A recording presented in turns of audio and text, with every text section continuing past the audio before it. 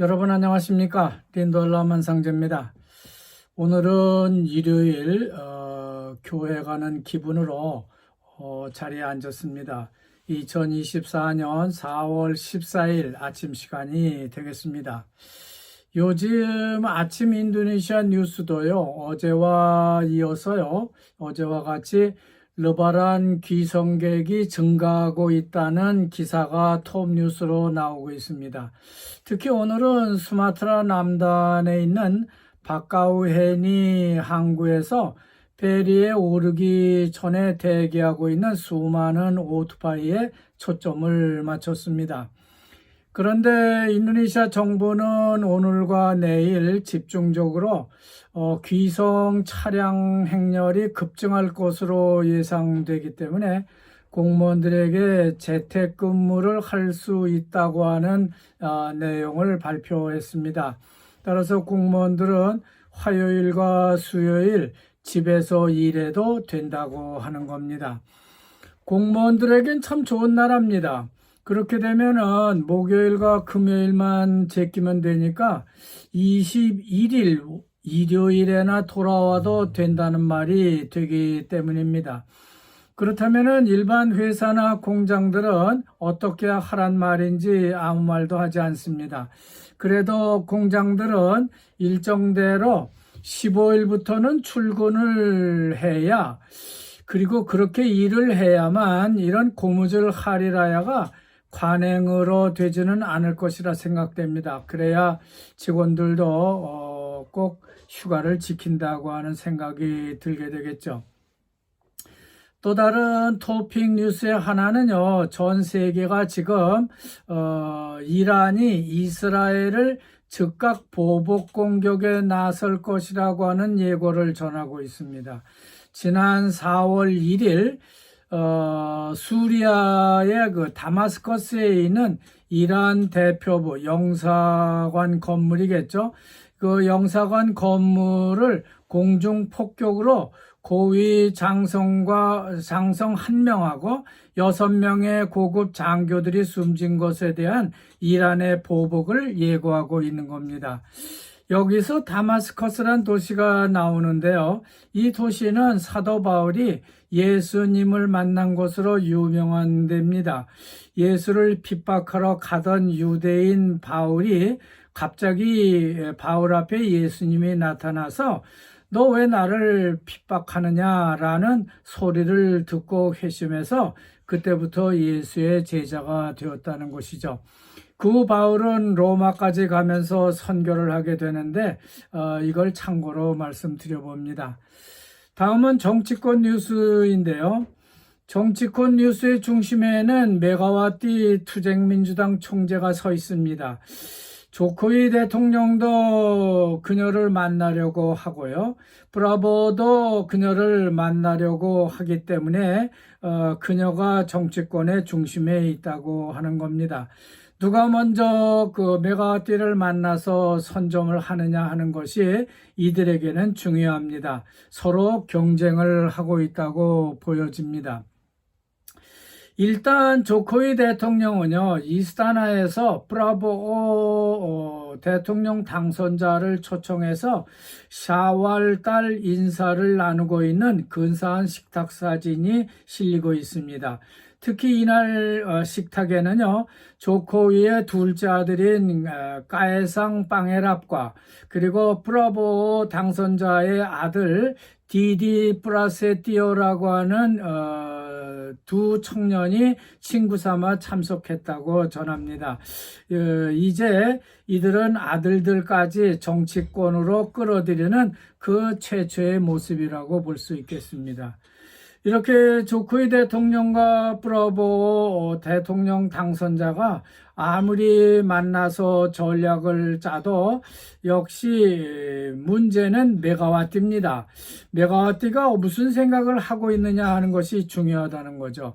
조코위가 여기서 먼저 메가와티를 만나는 것도 그렇고 브라보가 만나는 것도 서로 부담입니다. 브라보가 메가와티를 먼저 만나도 이거는 큰 문제가 될 수 있기 때문에 서로 조심을 하고 있는 것 같아요. 따라서 서로 무슨 생각을 하고 있는지 탐색을 해야 하고요. 또 이 먼저 만나는 거에 대해서 이해를 구하는 것이 아닐까 하는 생각을 하게 됩니다.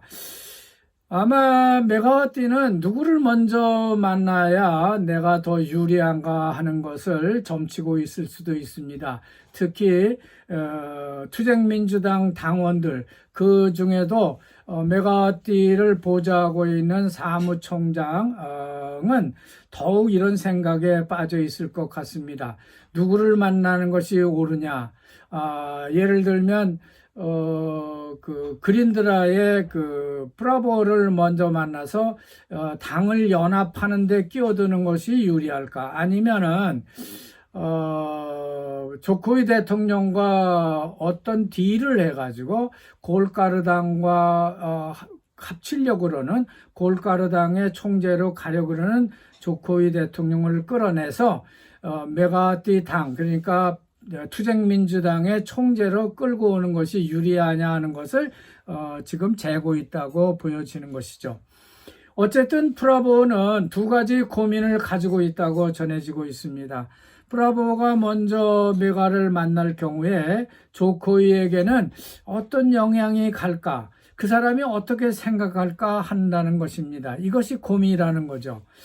그는 오늘 10월까지는 아무래도 대통령직을 유지하고 있기 때문에 더욱 이것이 조심스럽다는 겁니다. 이미 두세 차례 조코이와 프라보가 만나서 그 속내를 타진했지만은 그들의 속내가 널리 알려진 것은 아무것도 없습니다. 그 다음 고민은 국회 의석수의 문제입니다. 만약 프라보가 투쟁민주당을 끌어안게 되면은요, 선진연합당을 구성하고 있는 다른 당들, 말하자면 판이라든지 빼데라든지 골가르당이 어떻게 반발할까? 그 사람들이 반발할 것이 두렵기 때문입니다. 특히 골가르당이 문제입니다. 이미 이런 것을 다 알아챈 골가르당은요, 조코이 대통령을 자기 당 총재로 모시겠다느니 아니면 장관 자리를 5개는 줘야 될 거 아니냐 하고 요구를 한 바가 있기 때문입니다. 문제는요, 선진연합당의 국회 의석수가요, 다 자기들 당이 다 모여서 끌어몬다 하더라도요, 48.3%밖에 되지 않습니다. 한국하고 아주 비슷하죠. 그러니까 메가는 느긋하게 이들을 기다리고 있는 거라고 보여집니다. 니들이 뛰어봤자 벼룩이다, 이렇게 보는 것이죠. 더욱이 그린드라 당으로서는 너무 조급합니다. 의석수가 골가르당보다도 적기 때문에 그런 거죠. 따라서 프라보 대통령 당선자는 조코이 대통령의 비위를 건드리지 않는 범위 내에서 메가와티와 뭔가를 내고를 해야 할 것입니다. 이것이 프라보의 고민인 동시에 조코이 대통령의 고민이 될 수 있습니다. 그러나 헌법재판소의 판결 시간은 제깍제깍 다가오고 있습니다. 이제 이번 주만 지나면은 다음 주 월요일, 그러니까 22일에 헌법재판소가 발표를 하게 됩니다. 아마 헌법재판소도 고민이 많을 겁니다.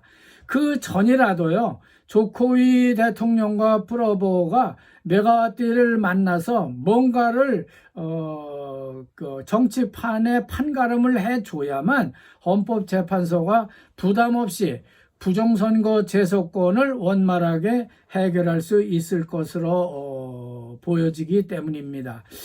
그렇게 되면 또 한쪽은 대통령 후보로 나섰던 일본의 아니스와 무하이민, 그리고 3번의 간자루와 마풋, 이 사람들은 아무래도 꼬르반이 되는 거죠. 이 사람들은 뭐 어떻게 돼도 좋지만 앞으로의 문제의 이 정치권들은 매진하게 될 것으로 생각이 된다는 겁니다. 오늘 일요일이지만 여기까지만 전해드리고 내일 월요일로 넘어가서 다시 뵙겠습니다. 여러분 대단히 감사합니다.